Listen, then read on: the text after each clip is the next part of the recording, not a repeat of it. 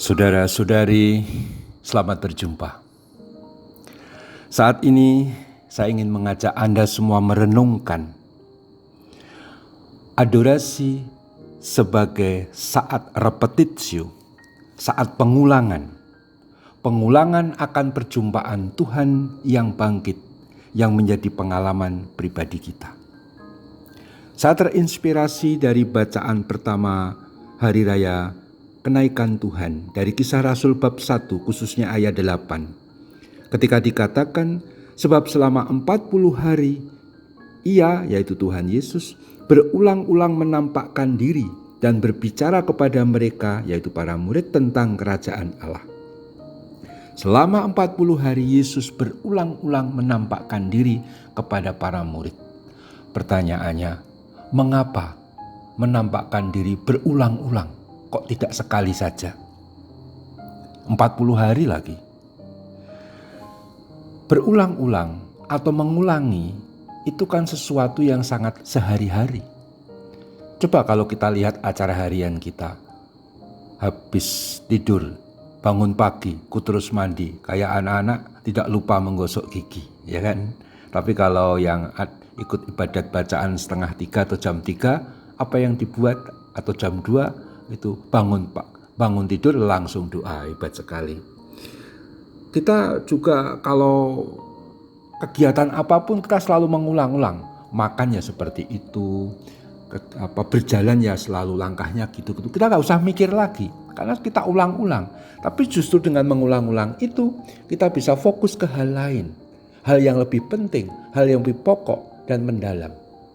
Rutinitas, keteraturan itu kata kunci untuk menghayati kegembiraan dan kebahagiaan sehari-hari. Dalai Lama pernah ditanya, coba Anda rumuskan satu kata yang menjadi rahasia kebahagiaan. Rahasia yang membuat kita bisa hidup gembira setiap harinya. Beliau, Dalai Lama, mengatakan rutinitas. Memang saudara-saudari, justru dengan rutinitas, keteraturan kita itu sehat. Olahraga teratur, sehat. Makan teratur, sehat. Demikian pula doa dan adorasi yang teratur, itu sehat. Kalau adorasi kita enggak teratur, jelong-jeling, sok kumat, sok enggak, sok adorasi semangat, habis itu enggak, ya kita enggak sehat secara rohani. Maka continue terus adorasi, itu bikin kita sehat secara rohani. Saya jadi ingat, kalau kita berdoa rosario, itu kan kita juga mengulang-ulang doa. Akibatnya kita menjadi tenang dan damai. Memang ada pengamat atau penulis yang menyebut bahwa pengulangan doa yang teratur itu memang membuat ketenangan dan damai. Tetapi dalam repetitio, dalam istilah latihan rohani Santo Ignatius, punya tujuan mempersonalisasi doa. Repetitio itu dilakukan dalam latihan rohani sesudah orang Lectio Divina, bacaan rohani. Sesudah orang meditatio, meditasi. Sesudah orang kemudian contemplatio atau kontemplasi. Lalu mengadakan repetitio atau pengulangan. Pengulangan doa yang sudah didoakan itu membuat kita semakin masuk dalam misteri iman. Membuat kita menemukan kedalaman dari misteri iman itu. Dan kita menghidupi misteri iman itu sebagai milik sendiri. Nah, inilah jawabannya.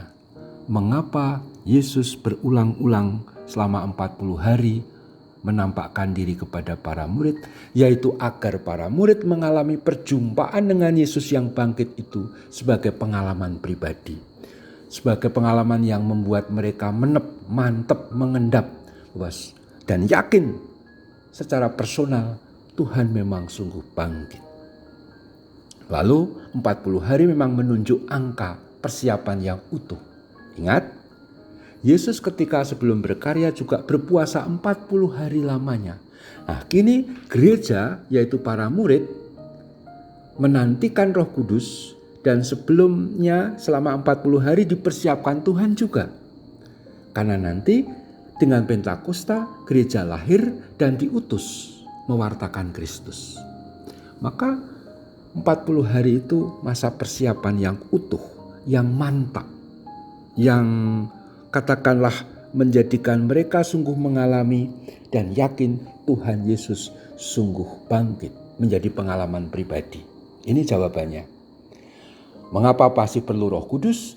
Roh Kudus nanti adalah daya ilahi dari Allah, anugerah Bapa dan Putra yaitu Yesus Kristus, agar gereja kita berani mewartakan Kristus, berani sebagai saksi Kristus.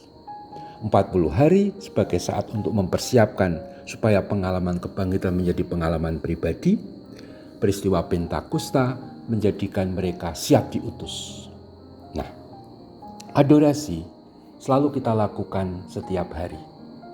Maka kalau kita bisa adorasi setiap hari dengan jam yang teratur, dan bahkan dengan sekarang ini kita bisa live streaming adorasi, itu diharapkan supaya kita juga berlatih secara teratur.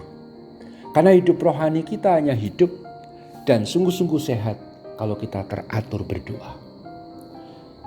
Biar apa? Supaya pengalaman dengan Tuhan yang mulia dan bangkit menjadi pengalaman pribadi, sehingga akhirnya kita menghidupi Kristus yang ada dalam diri kita, yang sudah kita miliki secara pribadi melalui doa adorasi ini untuk kita wartakan kepada sesama. Hidup sehari-hari, pergaulan dengan sesama, pelayanan kepada orang lain, solidaritas kepada orang lain sebagai ungkapan kita mewartakan Kristus. Maka kalau orang biasa adorasi, jangan heran. Kristus hidup dalam dirinya sebagai keyakinan pribadi, maka orang yang biasa adorasi akan mudah mengampuni, mudah murah hati, mudah sabar. Kenapa? Karena Kristusnya sudah menjadi milik pribadi. Dan itu sesuatu yang hidup, sesuatu yang bisa dihayati secara spontan. Seperti hanya latihan yang berkali-kali itu. Maka marilah kita belajar, bersyukur karena adorasi membuat pengalaman dengan Tuhan yang bangkit menjadi pengalaman pribadi, sehingga kasih-Nya yang agung dan besar dapat kita wartakan secara spontan kepada sesama kita. Terpujilah Tuhan kita Yesus Kristus untuk selama-lamanya. Amin.